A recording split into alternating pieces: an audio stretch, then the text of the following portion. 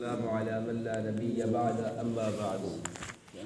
صحیح مسلم کے اندر حدیث ہے، سیدنا عبداللہ بن عباس رضی اللہ تعالی عنہما بیان کرتے ہیں، سمعت رسول اللہ صلی اللہ علیہ وآلہ وسلم، میں نے اللہ کے رسول صلی اللہ علیہ وآلہ وسلم سے سنا، آپ فرما رہے تھے، ما من رجل مسلم يموت فيقوم على جنازته 40 رجلا لا يشركون بالله شيئا الا شفعهم اللہ فیہ، کہ رسول اللہ صلی اللہ علیہ وآلہ وسلم فرما رہے تھے کہ جب کوئی مسلمان آدمی فوت ہوتا ہے تو اگر اس کی نماز جنازہ کے اندر 40 بندے شریک ہوں جو اللہ تعالیٰ کے ساتھ کسی کو شریک نہیں ٹھہراتے، جو اللہ تعالیٰ کے ساتھ کسی بھی چیز کا شرک نہیں کرتے، تو رسول اللہ صلی اللہ علیہ وآلہ وسلم نے فرمایا کہ اللہ تعالیٰ ان 40 بندوں کی شفاعت اس میت کے حق میں قبول فرما لیتا ہے اور اس میت کو جنت کے اندر داخلہ نصیب ہوتا ہے۔ بڑی ہی اہم اور جامع اور منفرد حدیث ہے رسول اللہ صلی اللہ علیہ وسلم کی آخرت کے حوالے سے کہ جس آدمی کے نماز جنازہ میں 40 آدمی شرکت کریں صرف 2 شرطوں کے ساتھ،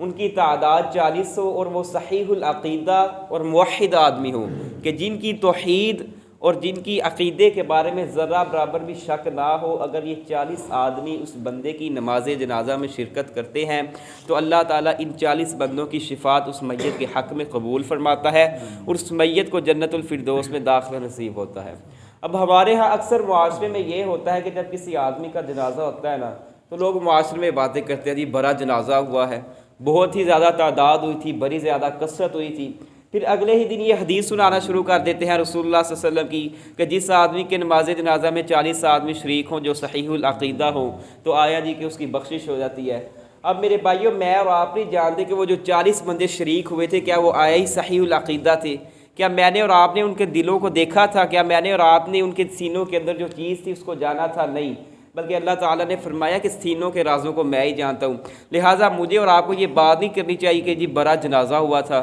جی 40 آدمیوں نے شرکت کی تھی، یہ بڑا ہی مشکل کام ہے۔ آپ نے فرمایا کہ ان کی تعداد 40 اور صحیح العقیدہ ہوں کہ جن کے عقیدے میں اور جن کی توحید میں ذرہ برابر بھی شک نہ ہو، ان لوگوں کی اگر تعداد برابر ہوگی کہ جن کے عقیدے میں کوئی شک نہ ہوگا تو تب اللہ تعالیٰ اس چیز کو قبول فرمائیں گے۔